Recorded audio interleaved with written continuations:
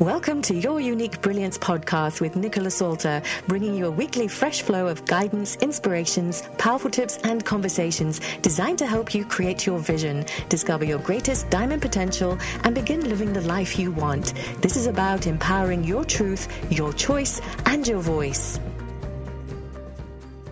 Hi, and welcome back to Your Unique Brilliance podcast with me, Nicola Salter. And today we're going to be talking about life experiences that shape us. And I'm very, very lucky to have with me today Renee, who is my dear friend, client, and colleague. And she's here to share with us how she turned around her life-altering experiences. Hi, Renee. So good to have you here. Well, hi, Nicola, and thank you for having me. Really happy to be here. Well, it's a real treat to have you on board today. And I would love to just introduce you, if I may, to our listeners so they get to know you. And Renee owns a beautiful avocado and horse ranch here in Los Angeles. She has 22 animals. Yes, 22.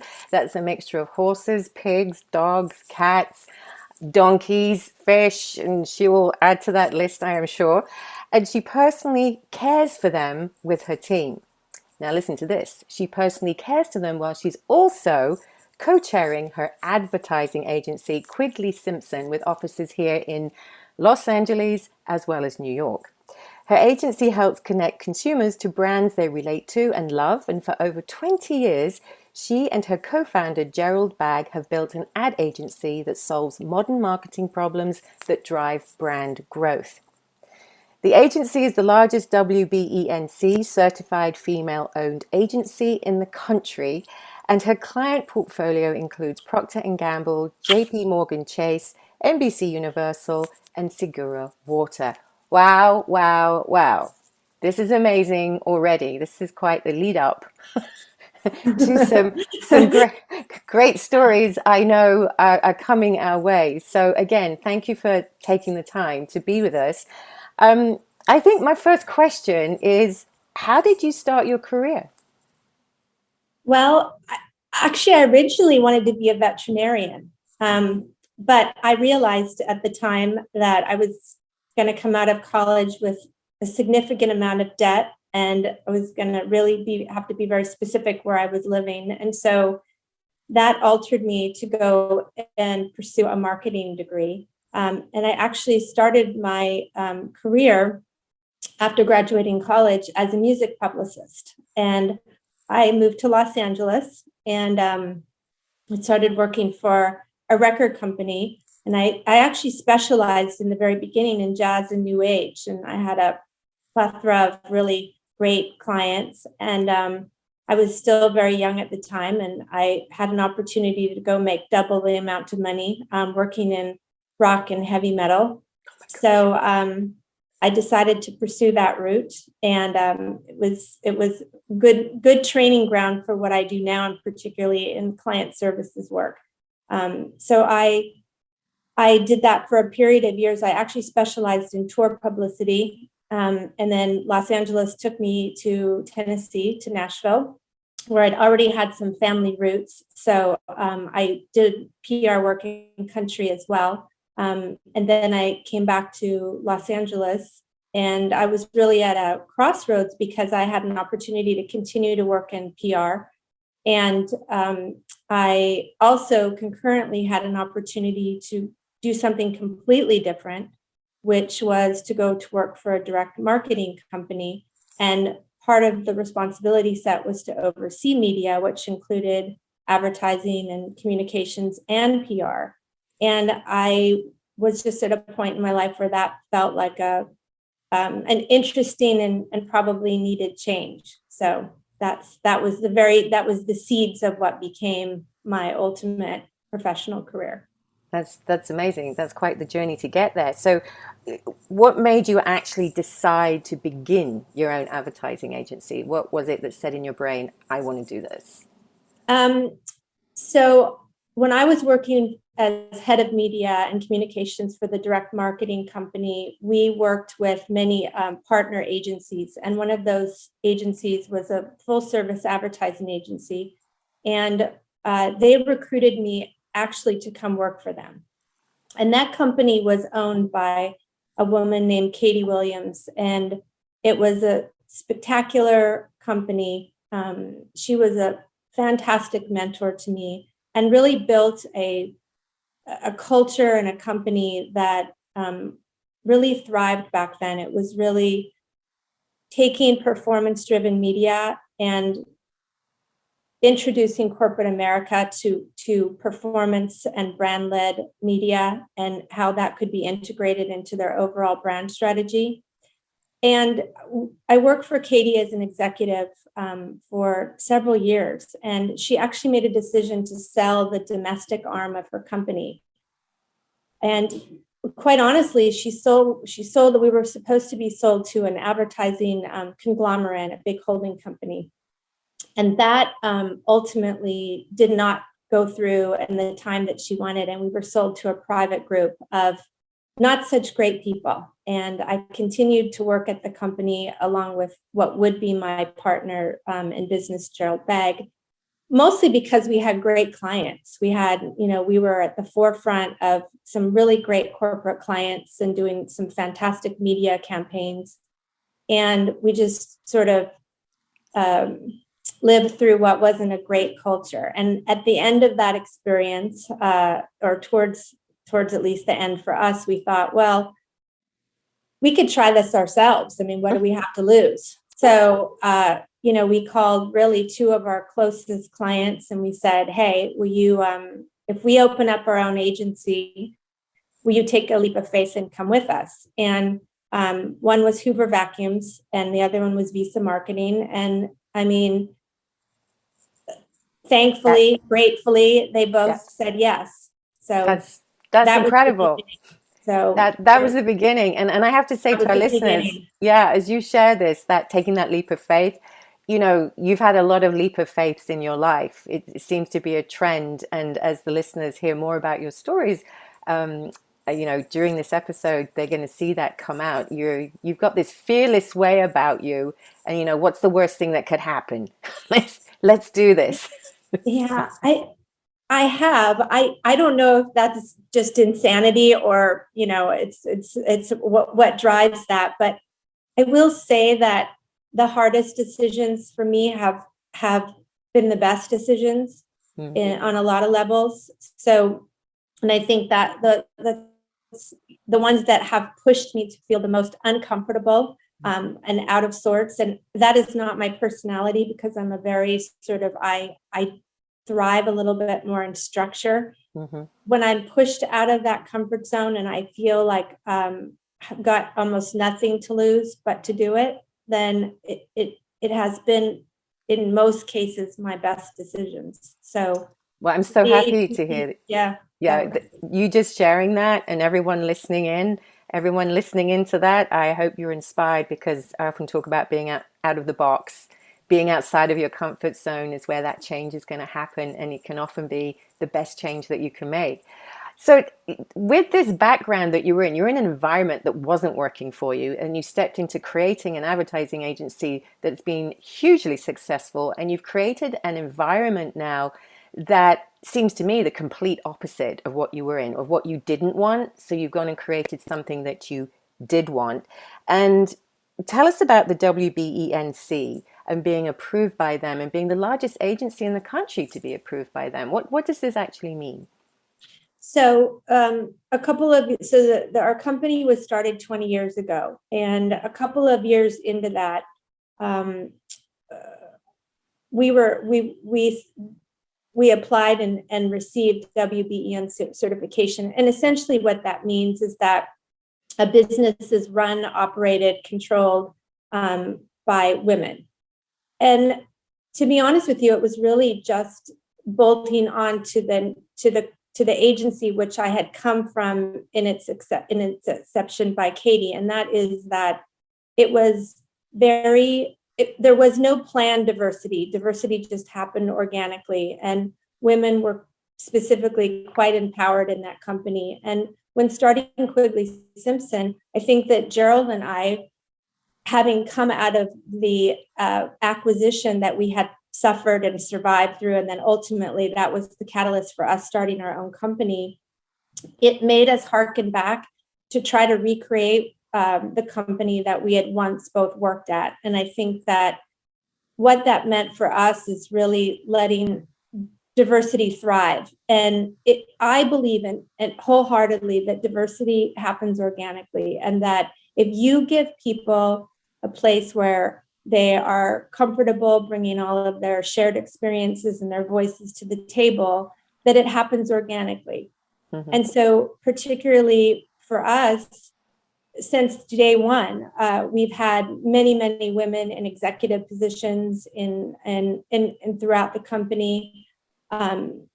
Gerald actually always jokes he loves working with women, so I think that was also a catalyst to where we were. But the certification is definitely a process, but it's also a tremendous networking opportunity. So WBENC is a national certification, and there are every types of industry included. So mine is just one of really thousands of different industries, but it is an opportunity to do business with large corporations, and really have that networking and that support of other women-owned businesses around you, and connect, be able to work together, see where you might have joint opportunities together as well. So yeah, and I just joined thanks to you and your recommendation. Congratulations. Thank you. Getting that approval was quite a celebration, because it does take some time. So yes, a company of your size, company of my size, it takes all sizes of organization to join. So if anyone's listening out there and looking at wanting to join it, it's something that you might want to look into, and I'll put the details at the end of the episode for people to find out. But just going back to Katie then, and what she instilled in you both and inspired you, I mean, how wonderful that she was able to do that back in the day, perhaps not even realizing, I don't know, and how you've been able to carry that forward and pay it forward, so to speak, in your work environment and what you're creating for your organization. So as you said, you were really kind of ahead already of diversity. You were doing this already, right? Very naturally. And now it's become a thing.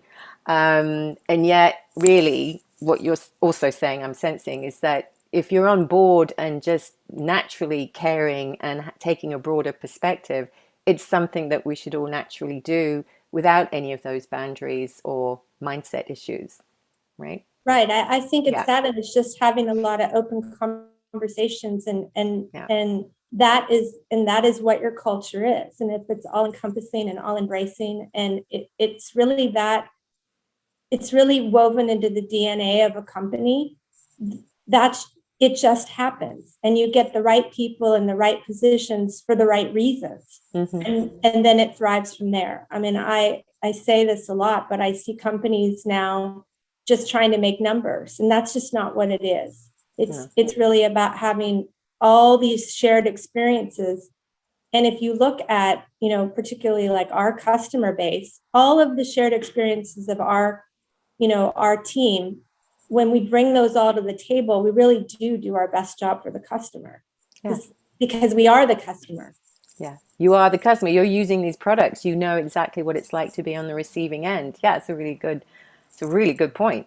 And so many diverse opinions and ways of putting a project together is what counts. It's not just down to one person having the final say. That's great. That's great. So with this amazing, incredible, intense energy that you put into building this business, I know you had a hard work and hard play ethic.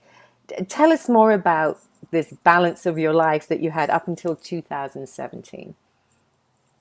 I think the reality is, if I go back in time, I mean, I'm a high-strung, controlling, type A individual, and I have really given it my best effort to try to control everything around me for many, many years. And I think starting a business and having this now for 20 years, in certainly the first decade of doing that, and even prior to that in my career in general, I just didn't know any other way. And so for me, everything was about making sure that everything was perfect, and there was no mistakes. And my whole life sort of existed about my career.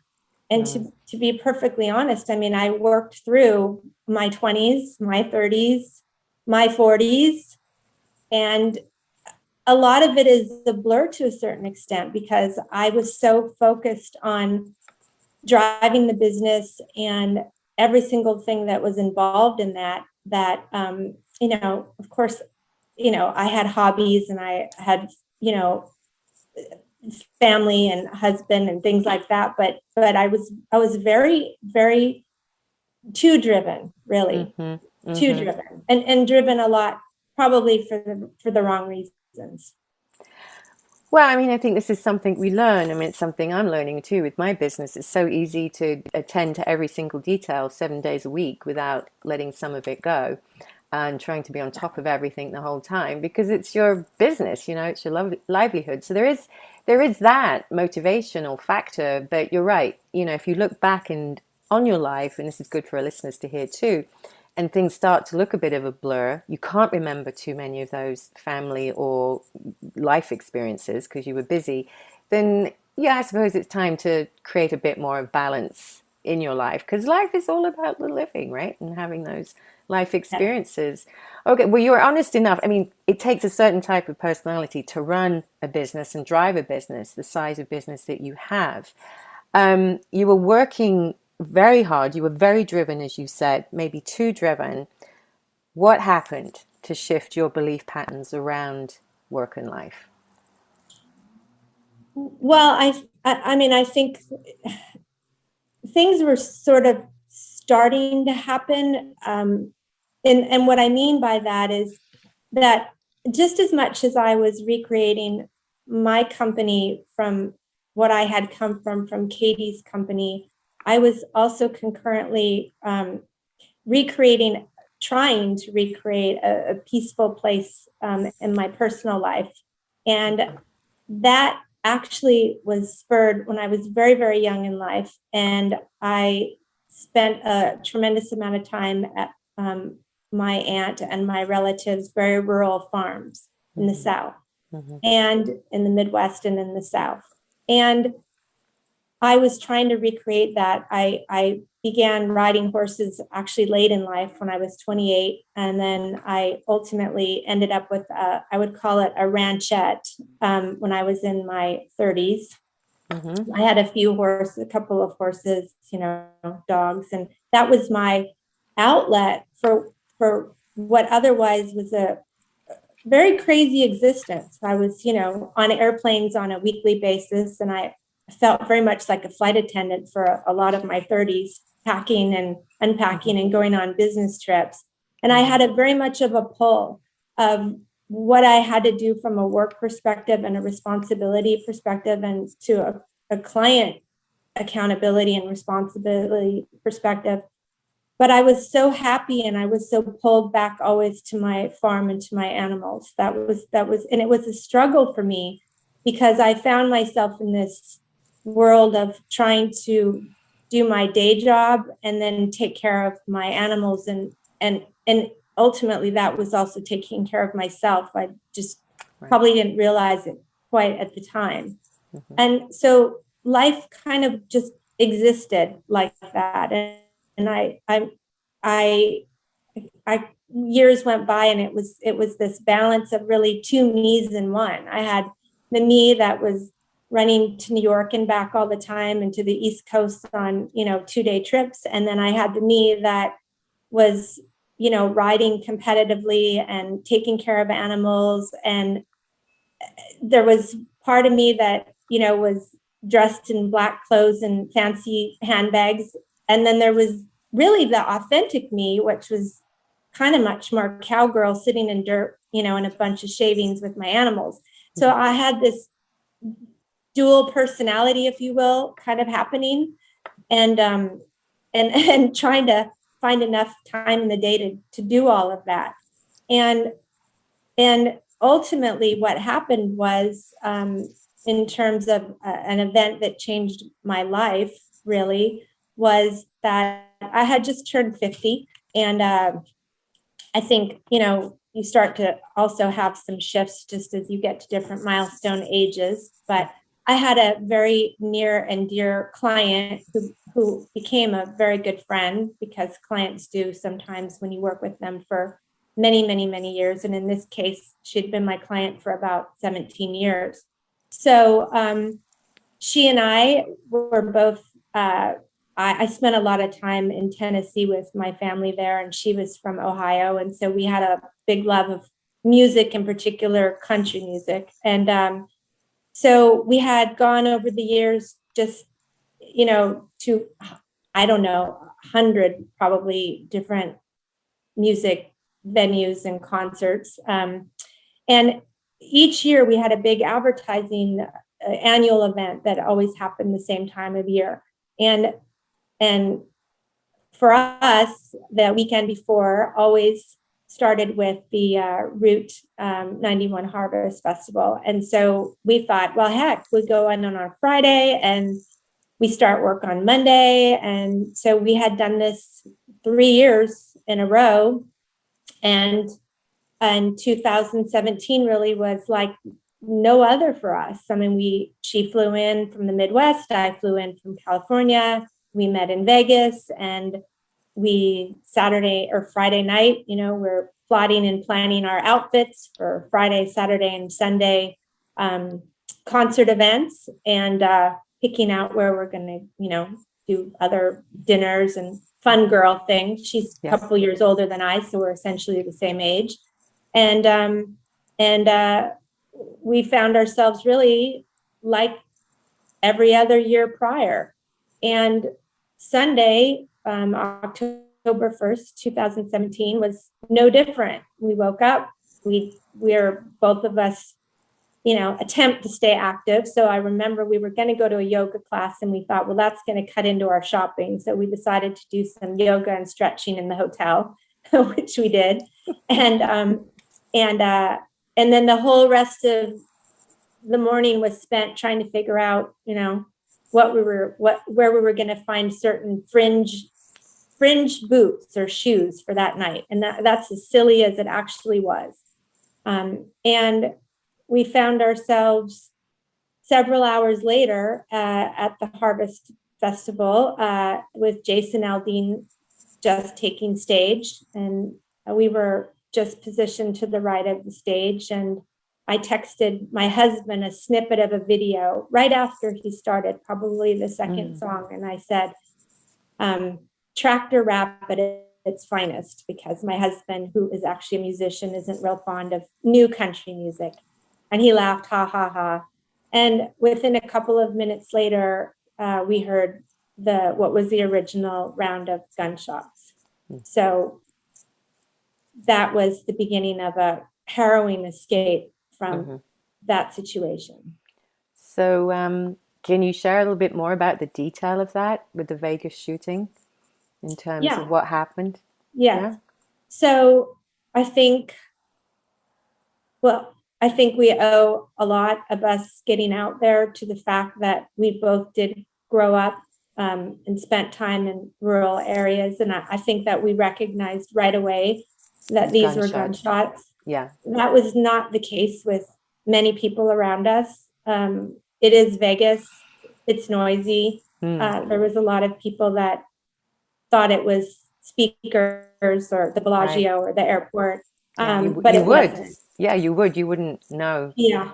Ordinarily. You clearly, and I think we knew right away. And by the second round, I mean, we just grabbed hands, and it really was, it was a real awakening and a realization what was happening to you.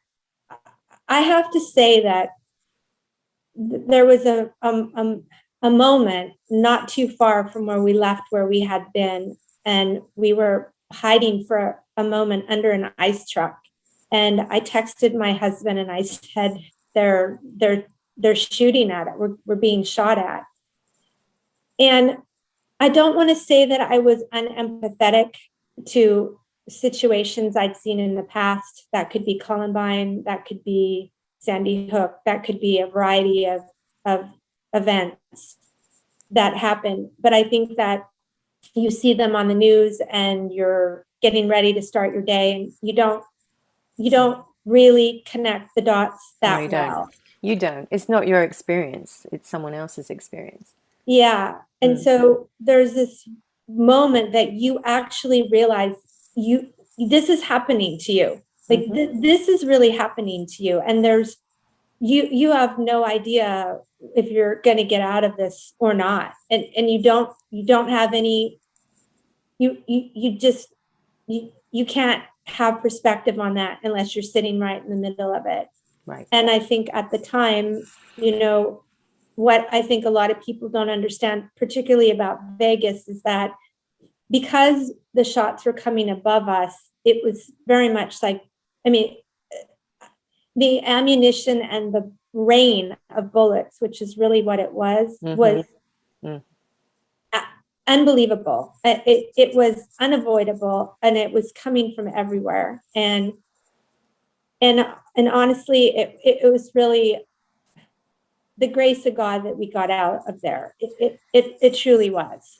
Now, through our work together, that's how we met after you had this experience with Vegas, and we met at the Missing Peace Center for Anxiety. You came to see me afterwards. I remember you sharing in great detail with me, actually getting out and dragging your friend while the bullets were still raining down on you. I mean, what was your thought process at that time? Is it just pure survival, I would think? I think it was pure survival. And I think it was all those years. I've always been on the client services side. So I've always been like that caretaker. And she's my beloved friend, but she was also my client. And I felt this absolute pull to get her out of there. Like, we had to get out of there. Like, there was just, to me, it was very tunnel vision about that. And that was the hardest. I mean, that was difficult. And I think I couldn't think of anything else at that point. Well, I mean, gosh, this is client service at its finest. I think as you pulling her out, and maybe this was your way of having to think of somebody else above your own needs, possibly, and it helped to motivate you do something to rescue somebody else as you were rescuing yourself at the same time. But sometimes it takes that, doesn't it? Sometimes it could be that, or it can just be that it gave me something to focus on. It was a good, I think so. It was a good focus point to get there. Yeah. But well, that, I mean, this event is must have been life altering. And I know that when, as I said before we met, you were going through some things because of the event, some challenges, and we call that somewhat post-traumatic stress, some of that. And what happened after the event? Where did you end up? I'm sure the listeners would like to know what happened afterwards. Yeah, I think, just to backtrack a minute, I think, you get out of, my friend client, we got her on a flight, and I got on a flight back to Los Angeles. And honestly, it was surreal because there was a lot of people still with wristbands, and there was a lot of people with watching it on their phones, and you could just keep hearing the replaying. And I just broke down and cried at the airport. It just hit me. And I just wanted so much to get back to my farm, to my animals and my husband here. And I just wanted somewhere safe space. So what started to happen really was that, like I typically do, I pushed through things, and I thought, well, I can get out of this. And I realized I never really obviously I never had an experience like that. And I was ignorant about having any kind of PTSD. So I didn't really understand it, but I quickly realized something was really wrong, because I just couldn't be around crowds or shopping centers or anywhere where I started to feel squished or like I couldn't get out of. I also started to strange things, but I was at the DMV, and I remember sitting, for whatever reason. Now I always feel comfortable on the right side. Perhaps that's why I was on the right side of the stage, but I started looking for exits. And then complicated by that is that I'm married to a musician. And so I found myself having to go to shows and concerts, and I just couldn't do it. I couldn't be where I felt that vulnerable. And I recognized really for the first time in my life that I needed help, and I had to really deal with this. And that led me to the Missing Peace Center, and that led me to you. And I'm eternally grateful for that. It was a big commitment for me, because the program, required a fair amount of commitment of time. And I remember the first thing I said, oh my gosh, how am I going to schedule all this time and do this? But it was absolutely necessary for me to continue on to any kind of normalcy from what had happened. Yeah, so you had to pivot in so many different ways after this experience, from such a, I mean, you'd already identified that you were pushing hard before, but you really had to do something about it this time. It was an event that took you to a level of doing more for your own self-care and healing, so you could move forward in a life that you wanted to have. I'm curious, just tracking back a little bit, when you got back from the airport from Vegas, where did you go first? What was the very first thing that you did when you got back? Home for a brief moment, and then I have 22 animals. I didn't have quite as many back then, but I have a go-to cry on animal, which is my miniature donkey, Greta Sue. And I've had her since she was almost just 5 months old. And she and I have been through a lot together. And, she's just, what can I say? You can put your arms around her and cry on her. And I just remember, broke down on her, which was not the first time. And it's definitely not been the last. So that's where I went. But I do think that out of tragedy like that, there are good outcomes. And I am tremendously sensitive to the deaths, the injury, and the suffering that so many people there have experienced and continue to grapple with. But I will say, for me personally, it was the catalyst for a must of really committing myself to self-healing and a journey of trying to explore other aspects. And people use this expression a lot in terms of unpeeling and peeling an onion back.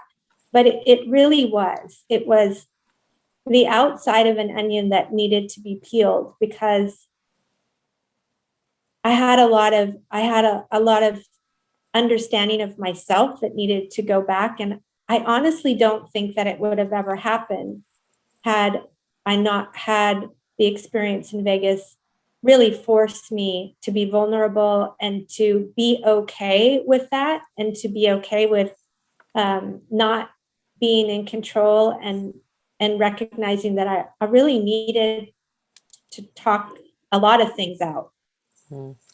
Yes, and it was a catalyst for so many things in your life to come to the surface and start showing themselves for healing. I remember those, and using methods and ways in which to help you break free of them. And it's like we're always working through something, but you just had a lot in a very short period of time.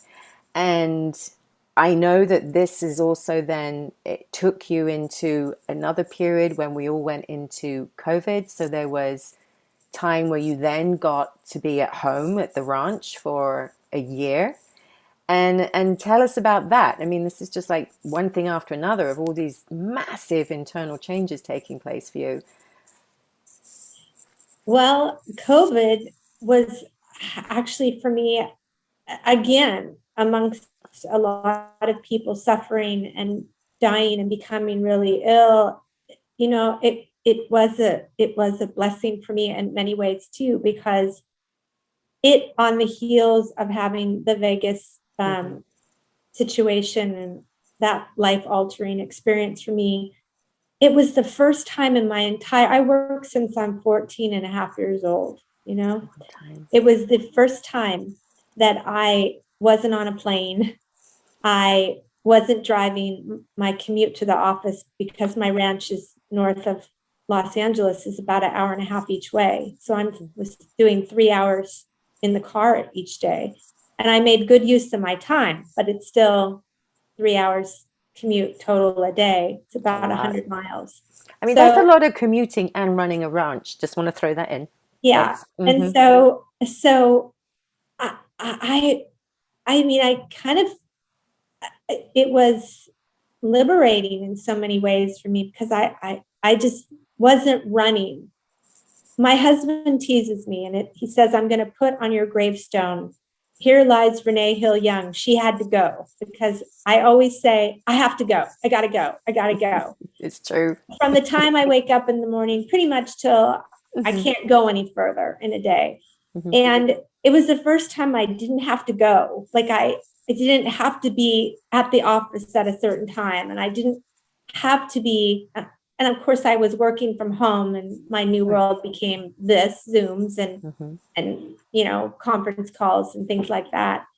But I mean, the sheer fact I didn't take out my luggage for a year was unbelievable. And I could just, you know, walk down to the barn and everything that I've created that I used to just sort of,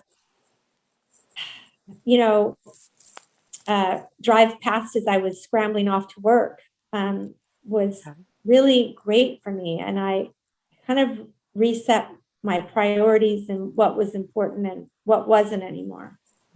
Yeah. And I, as we were working together too during that time, it gave you the opportunity to work out your purpose and where you wanted to spend more time and what you wanted to focus on.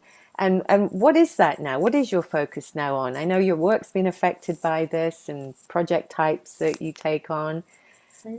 Well, you have I'm perfect for your podcast, because I have to thank you for my wood plaque that I had done of my unique brilliance statement. But I mean, essentially, you know, I think what's one of the best outcomes for me of all of this really is that I'm okay saying no and dropping some of my responsibilities that aren't needed and delegating and surrounding myself in, let's say, my professional and work environment, because they do have to coexist for all of us, right? Because we still have, you know, we still have, you know, commitments and bills and all that fun stuff. So I think that I realized I didn't have to be in everything, and that there were people actually much better suited than me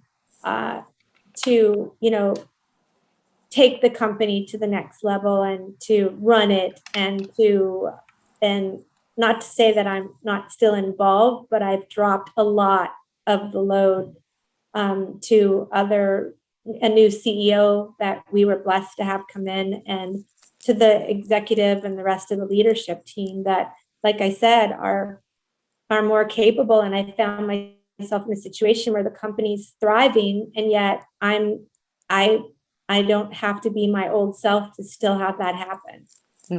You can still make it happen, but in a new way. And even, I know you shared with me, even, you know, as you've said, the projects that you take on and choose now, there seems to be an added impact of meaning and fulfillment that's come in. Yeah, I think that it changed my perspective on, I mean, I'm just being candid. I mean, I'm in marketing and communications business. And I think that when you're an executive in that business, you have something, usually you have a vision in mind in terms of what you think things should look like, or what you think your team should be like, or your client base, or the work that you do. And I've just realized that you can do great work, and actually, if you really think about it, in terms of the people that you surround yourself with, I found myself now with in hiring, the way we hire, the way we go after certain clients now, the kind of business we want to do, the kind of people that at least for me, I want to have in the company and surround the clients with, is different. And it's changed for me. I would say, I don't want to say it's that less aggressive approach. I just think that the character of the people and the work is very different now. And I'm really proud of where that's going. And I think that also we have to realize we have a finite amount of energy in the day. And a lot of it gets very wasted by silliness and things that don't really need to take your energy. And if you can sort of garner that, you can accomplish a lot in a day if you really can be okay with letting go of things that you can let go of. Yeah, letting go. I've this last month, with many of the female entrepreneurs and business owners I've been talking with, that's been quite a big topic. I mean, you had to go through something quite substantial in terms of and awful in terms of the Vegas shooting. And it seems to be that a lot of these entrepreneurs are burning out. They don't have the Vegas situation, but they are burning out in some way or another because they are trying to be everything to everyone. And I think this is a great comment that you've shared with us, that you just have to concentrate on what's important and let go of the other stuff that you just can't get to. And you with the ranch as well, trying to manage, I mean, you do manage, you don't try, you manage all of that too. So prioritizing and getting clear on what's super important each day for us. And I know we all hear this every day, but so many of us don't actually follow through on it. We still keep going in that reactive mode. And talk about reactive and feeling reactive and the PTS. Are you feeling better now? Are you finding yourself feeling better in groups? I know that you went back to Vegas. Just tell us about that. Yeah, I mean, I'm a great believer in circles of life. I think that, well, at least in my life, I've had many, many things come full circle. Shockingly so, really.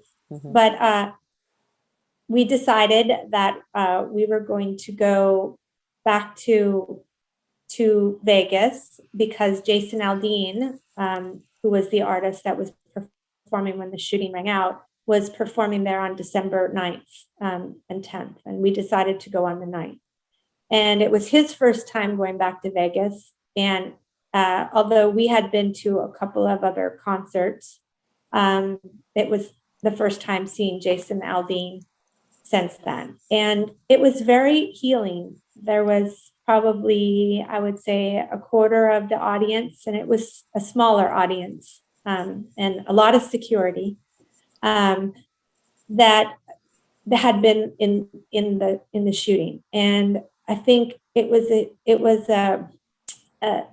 a sigh of relief that kind of went out through the audience, particularly after he played the fourth song, which is still what he puts in his set as the fourth song. We'll have chills. So yeah, it was therapeutic and a lot of closure on a lot of levels. For me, like I said, I'm a horse person, so it was very much getting back on the saddle for me.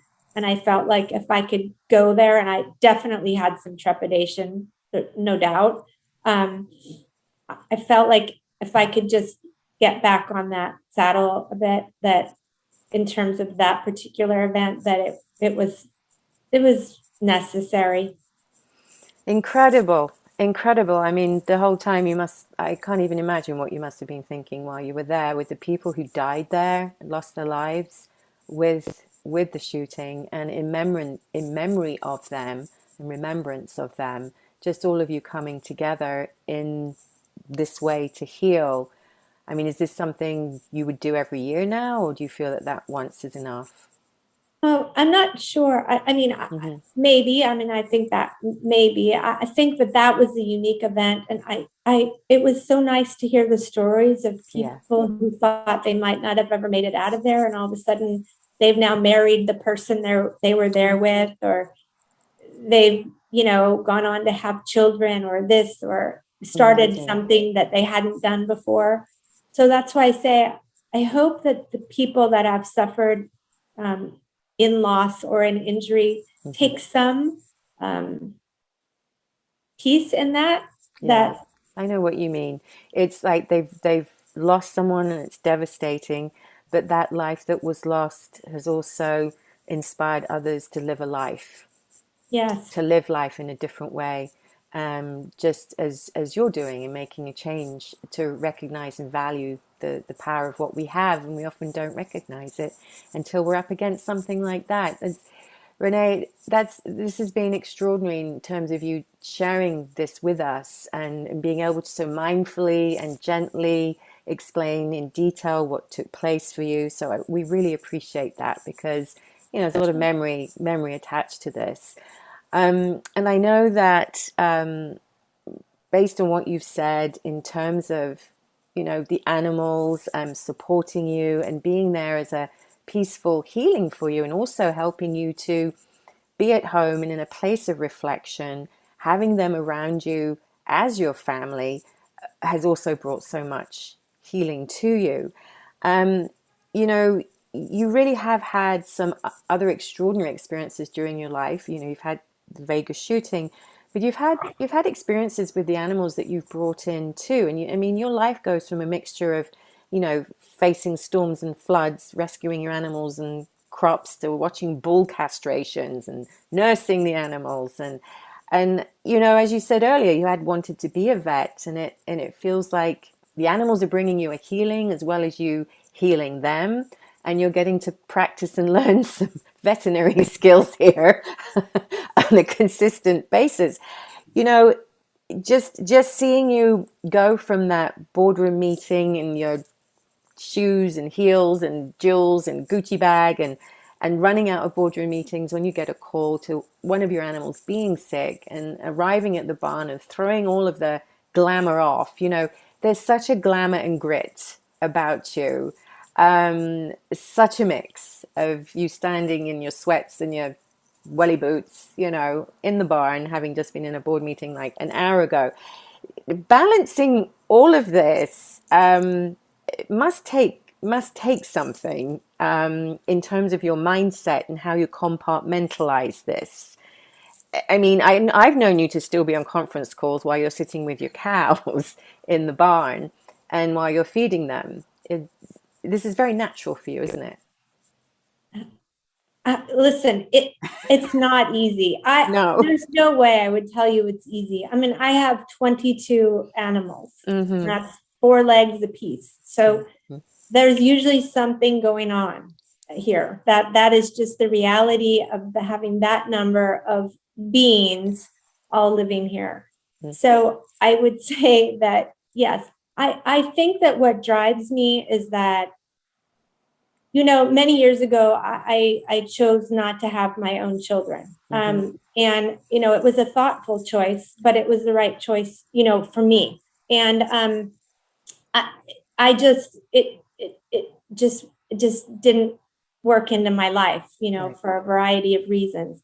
But what I came to really understand about myself is that I feel very much like I was meant to be a mother of animals. And so I don't think that I feel much different than someone who has children. And when you're at work and you get a call that someone's got a stomach ache or a fever or something significant, or this has happened, that's the priority. You rush home or to the doctor or wherever you need to go. And I think that it's like a pure, really unconditional love that Mm-hmm. continues to drive me to make sure that they are happy and thriving and well cared for. Mm-hmm. And that does come at somewhat of an expense to me, and not like any other mother. And that's why I don't really see myself or other people that choose not to have human children much different. I feel like we all have, in women in particular, have a very, very strong pull to take care of and to nurture and to make sure that everything is okay to the best of our ability. And so I have many sleepless nights and tears and pride and frustration and anger, just like anybody would. And, my difference is that, they have 4 legs instead of 2 legs, but they can get into all the same things. So. And they're getting into trouble. But, there's the fun stuff and with the animals. I mean, you've told me many stories of with the animals and the donkeys, and I've been to the ranch and spent time there. I can only say it's heaven. It's absolute heaven. But you've had some very, intense experiences with animals, losing animals, and what you had to deal with in terms of your horses. Yeah, I mean, I think the difference, and here's really the line in the sand between someone who has animals and someone who has children, is that God willing, I'm going to outlive most of them. And that's the difference. And so I have animals now at every stage of their life. Some are quite young, some are quite old, some are in the middle. And with that comes experiencing whatever their life's journey is going to be. And some of those are very long. And I'm always grateful for those, although they're also very hard to lose. And some are young and there are unfortunate circumstances or, diseases that happen. And as much as I try to fix, solve, control every aspect of thing, there's a much higher power than me that ultimately has the say in that.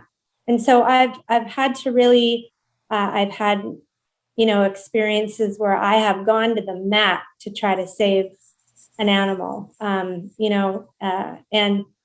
I have sat in the barn many nights in freezing temperatures and, put my heart into soul to try to rectify something.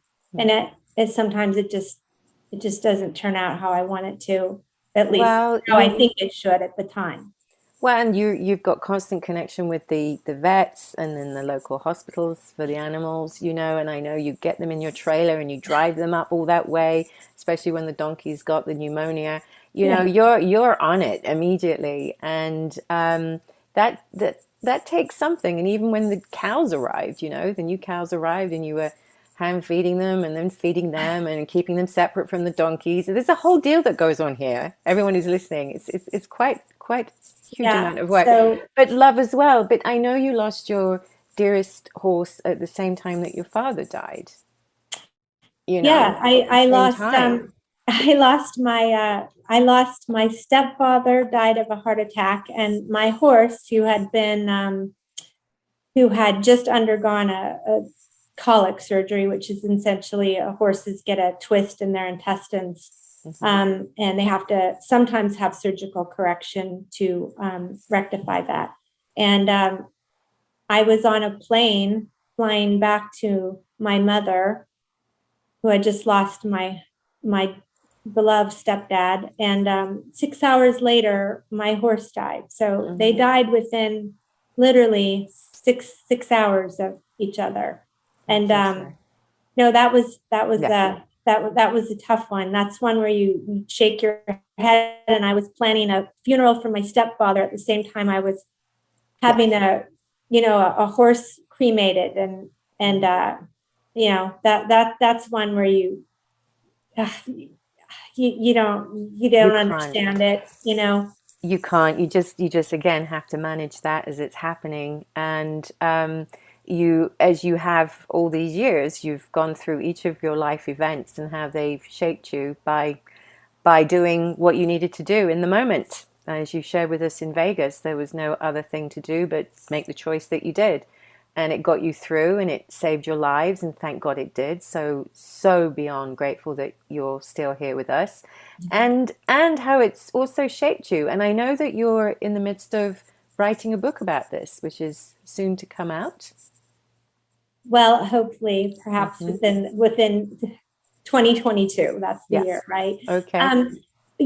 I started writing it when I was 40, and it Hmm. was the catalyst. Really, was I was on a conference call with the advisor we had just hired for the company in New York, and Hmm. I didn't know him well at the time, and I happened to be very early in the morning because I was in California and he was in New York, and I had just adopted two potbelly pigs. Hmm. Um, You're and adorable.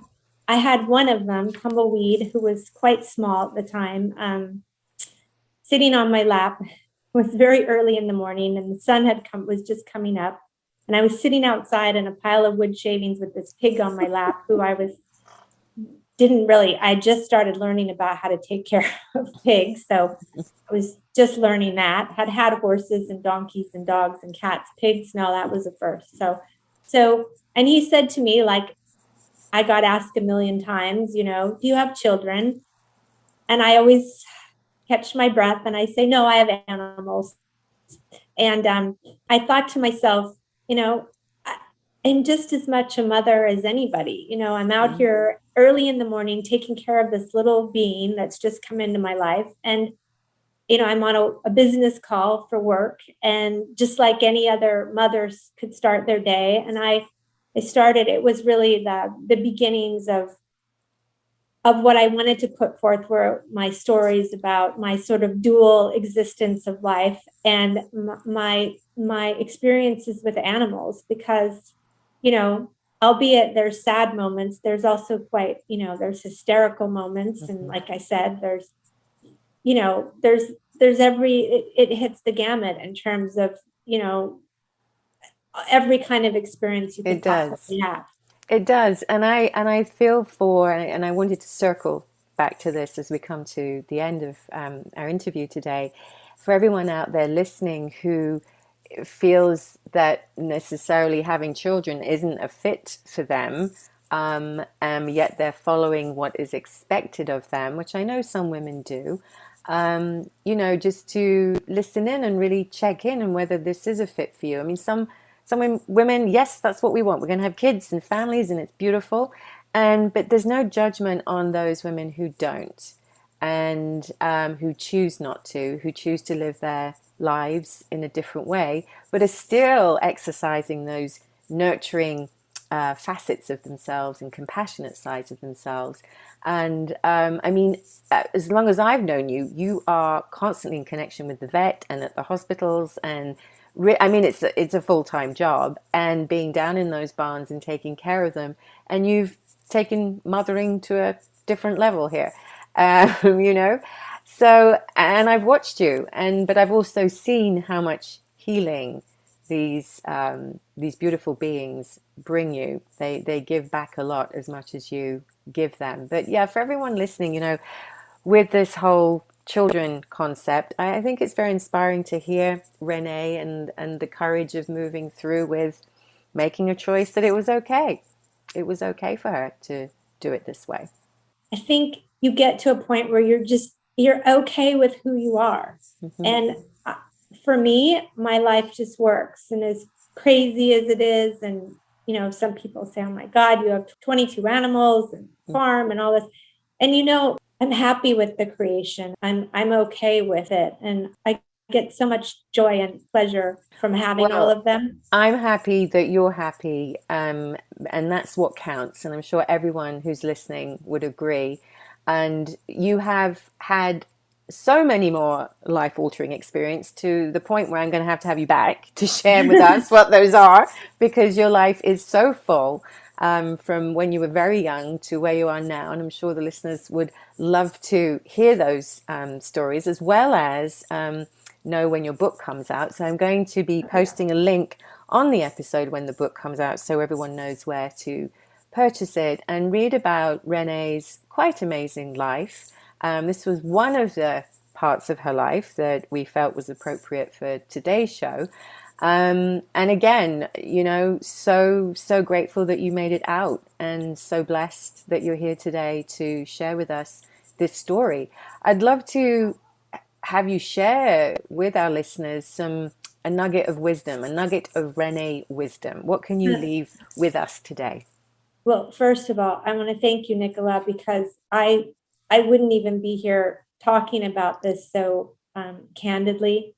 I think that you helped me unwind a lot, and that's really put me on a very different path in life. So, one of the other, I would call it maternal things that I still get to do is mentor my team at the office. I love seeing those young me's, and I can see them, and I can see where they're I can see them working all the time, and I they're a mirror image. And it's funny that these words come out of my mouth, because even 7 or 8 years ago, I would have been like, buck up and work hard. Like, advertising is not a 9 to 5. That would have been me. I would have said that.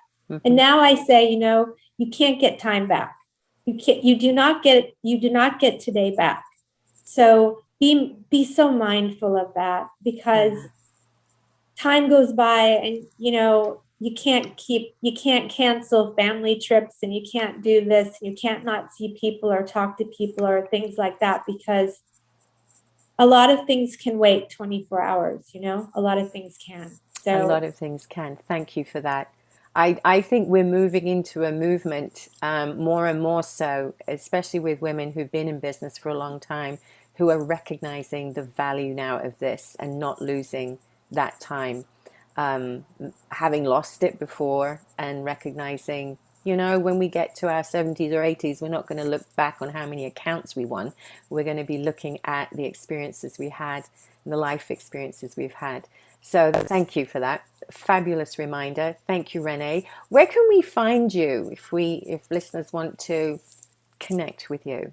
Oh, you can find me, at Quigley-Simpson.com. Okay, and perfect. Feel free to post that. I'm easy to find from there. So if anybody, I'm happy to connect with anybody, and LinkedIn and all the other. And I have to add, Renee's a marvelous mentor. So with all the experiences she's had, she gives back in so many different ways. And thank you for that. Oh, thank you. Thank you. So thank you so much. I hope we can have you back another time to cover some of these other stories. And I'm looking forward to seeing you soon. And again, just thank you so much.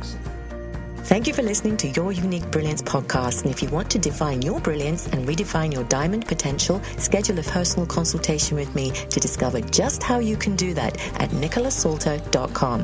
While you're there, make sure to subscribe to the show so you will never miss an episode. And if you found value in the show, I would appreciate a rating on iTunes, or simply tell a friend. That would be amazing. You are amazing. Have an empowered week, everyone.